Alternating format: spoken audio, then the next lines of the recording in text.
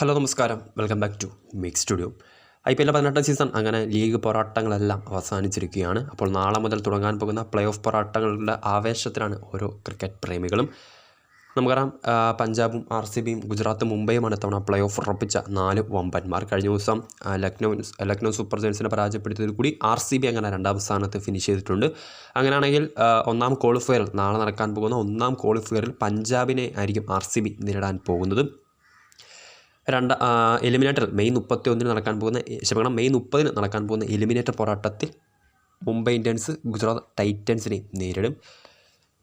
June 1 qualifier 2 നടക്കാൻ പോകുന്നു. ഒന്നാം ക്വാളിഫയർ ജയിച്ച ടീം ഡയറക്റ്റ് ഫൈനൽ ടിക്കറ്റ് ഉറപ്പാക്കുമ്പോൾ ഒന്നാം ക്വാളിഫയറിലെ പരാജയപ്പെട്ട ടീമും എലിമിനേറ്ററിൽ വിജയിച്ച ടീമും തമ്മിലായിരിക്കും ജൂൺ 1 ക്വാളിഫയർ 2 നടക്കാൻ പോകുന്നത്. ജൂൺ 3 IPL കലാശ പോരാട്ടം. അഹമ്മദാബാദിലെ നരേന്ദ്രമോദി സ്റ്റേഡിയമാണ് ഇത്തവണ IPL കലാശ പോരാട്ടത്തിന് വേദിയാകാൻ പോകുന്നത്. ക്വാളിഫയർ 1ഉം എലിമിനേറ്ററും ലക്നൌവിലെ എക്കാന സ്റ്റേഡിയത്തിലാണ് നടക്കാൻ പോകുന്നത്. ക്വാളിഫയർ 2ഉം ഫൈനലും അഹമ്മദാബാദിലെ നരേന്ദ്രമോദി സ്റ്റേഡിയത്തിലും. സോ അങ്ങനെ നാളെ മുതൽ IPL പ്ലേ ഓഫ് പോരാട്ടങ്ങൾക്ക് തുടക്കം കുറിക്കാൻ പോവുകയാണ്. ഒന്നാം ക്വാളിഫയറിൽ പഞ്ചാബ് കിങ്സ് ടേബിൾ ടോപ്പേഴ്സായിട്ടുള്ള പഞ്ചാബ് കിങ്സ് RCB നേരിടും.